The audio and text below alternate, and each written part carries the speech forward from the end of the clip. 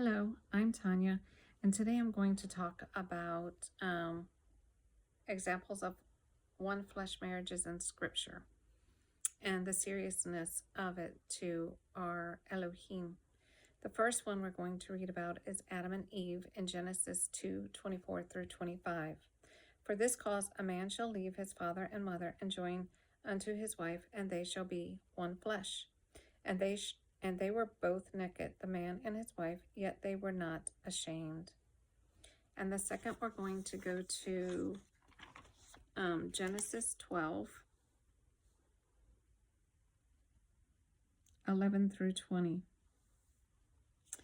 And this is when Sarah was taken by Pharaoh from Abram. And Abram departed, continuing toward Negeb. And a scarcity of food came to be in the land. And Abram went down to Mizraim, which is Egypt, to dwell there, for the scarcity of food was severe in the land. And it came to be, when he was close to entering Mizraim, that he said to Sarah his wife, See, I know that you are a lovely woman to look at. And it shall be, when the Mizraimites see you, that you shall say, This is his wife, and they shall kill me, but let you live. Please say, You are my sister, so that it shall be well with me for your sake, and my life be spared because of you. And it came to be, when Abram came into Mizraim, that the Mizraimites saw the woman, that she was very lovely. And Pharaoh's officials saw her and praised her before Pharaoh, and the woman was taken to Pharaoh's house. And he treated Abram well for her sake, and he had sheep and cattle and male donkeys and male and female servants and female donkeys and camels. But Yahuwah plagued Pharaoh and his house with great plagues because of Sarah, Abram's wife. And Pharaoh called Abram and said, What is this you have done to me? Why did you not inform me that she was your wife? Why did you say she is my sister? And so I was going to take her for my wife. Look, here is your wife. Take her and go. And Pharaoh commanded his men concerning him. They sent him away with his wife and all that he had. The father took that very seriously. And now we're going to read Genesis 21 through 7. And Sarah is given to Amalek in these passages. And Abram departed from there to the land of Negeb, and dwelt between Kadesh and Sur, and stayed in Gerar. Forgive me if I'm pronouncing these names wrong. And Abram said concerning Sarah his wife, She is my sister. And Amalek, sovereign of Gerar, sent and took Sarah. But Elohim came to Amalek in a dream by night, and said to him, See, you are a dead man, because of the woman whom you have taken, for she is a man's wife.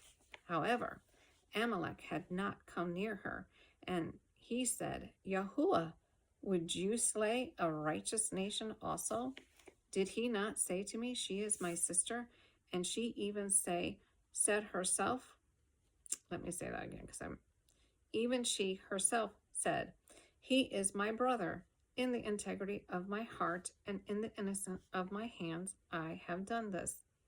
And Elohim said to him in a dream, Though I know that you did this in the integrity of your heart, and so I kept you from sinning against me. For this reason I did not let you touch her. And now return the man's wife, for he is a Nabai, and let him pray for you, and you live. But if you do not return her, know that you shall certainly die, you and all that are yours. He took that very seriously. And even though we as humans were like, well, I got to save my life, the father was like, no, that is your covenant. She's coming back to you. And so, therefore, she did. And Genesis 26. And this is Genesis 26, 9 through 11. And this is talking about Isaac and Rebekah. And they kind of did the same thing as Abram and Sarah. So Amalek called Isaac and said, "See, truly she is your wife. So how could you say she is my sister?" And Isaac said to him, "Because I said, lest I die on account of her." And Amalek said, "What is this you have done to us? One of the people had almost lain with your wife, and you would have brought guilt on us." And Amalek commanded all his people, saying, "He who touches this man or his wife shall certainly be put to death." And Isaac sowed in that land and reaped in the same year 100-fold, and Yahuwah brought him. Same thing. Rebekah was returned back to Isaac without being touched. She was not touched because they knew there would be death if anyone touched Isaac's wife, the one flesh. And now we're going to go to 2 Samuel 3, 12 through 16. And this is talking about King David and his covenant wife, Michal.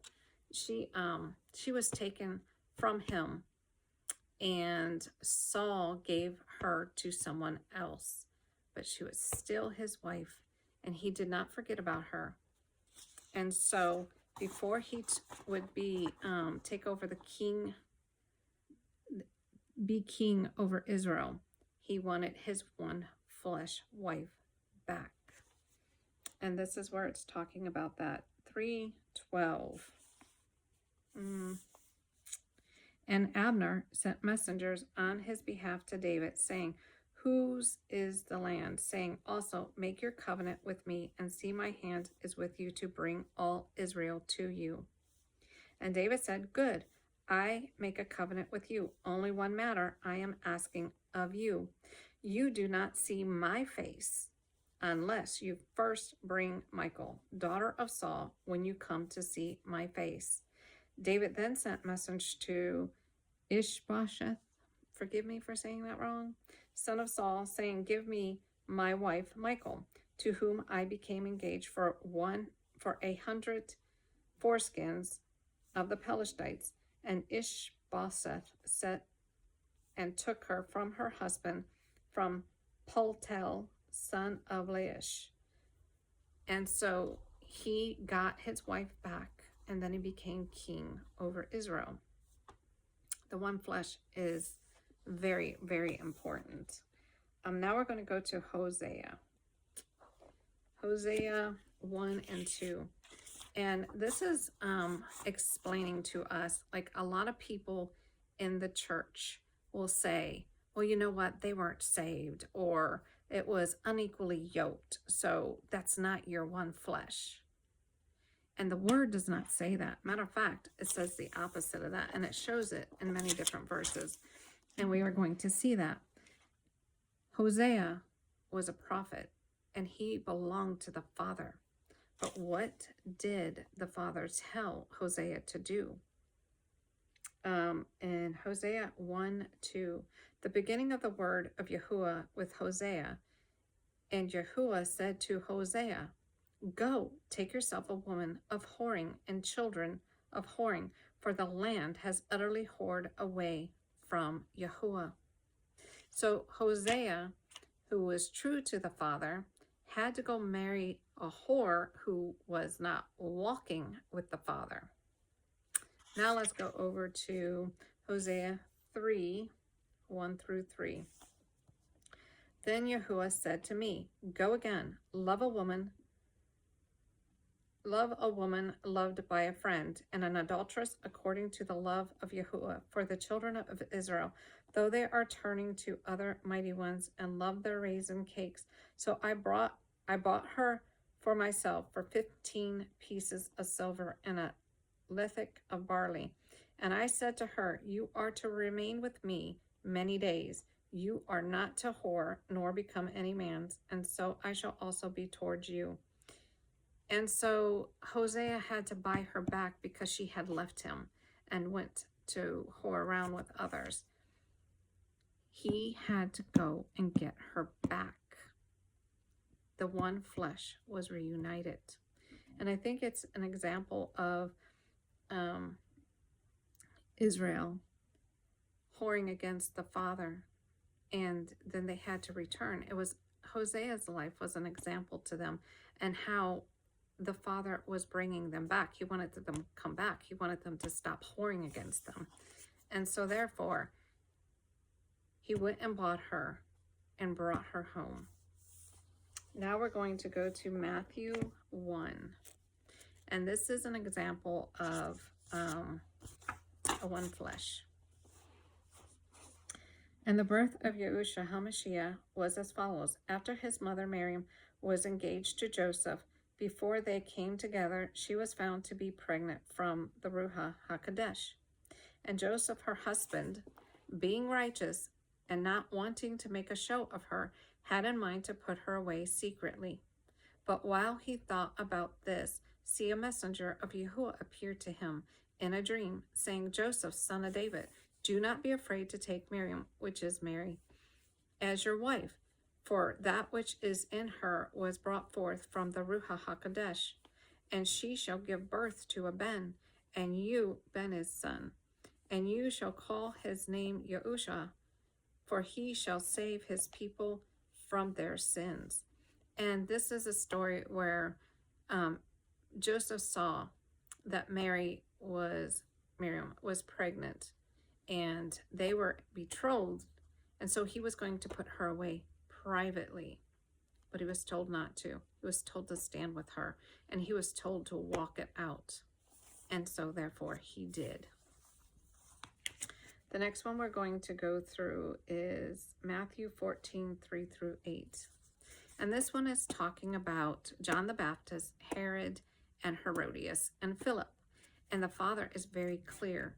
In these passages, you'll see that Herodias and Philip were married, and they had a daughter. And they got divorced. And Herod, Philip's brother, married Herodias. But what does the Father say through John to them? And this one is Matthew 14, 3 through 8. For Herodias had arrested Herod had arrested John, bound him, and put him in prison because Herodias, his brother Philip's wife, for John had said to him, it is not right for you to have her. And wanting to kill him, he feared the crowd because they held him as a Nabi. And so what is this passage saying? It's saying that the Father saw Herodias as Philip's wife, even though she was with Herod. Now let's go to Mark 6, 17 through 18. For Herod himself had sent and seized John, and bound him in prison because of Herodias, his brother Philip's wife, because he had married her. See, Herod married Herodias, but John the Baptist says very clearly, Herodias, is Philip's wife. For John has said to Herod, it is not right for you to have your brother's wife. So Herodias held a grudge against him and wanted to kill him, but was unable. They didn't like the fact that he was calling them out. The Father sent John the Baptist to call out the adultery. Herod and Herodias were in adultery, and Philip and Herodias were the one flesh. And he kept saying that it is not right for you to have your brother's wife. Now let's go to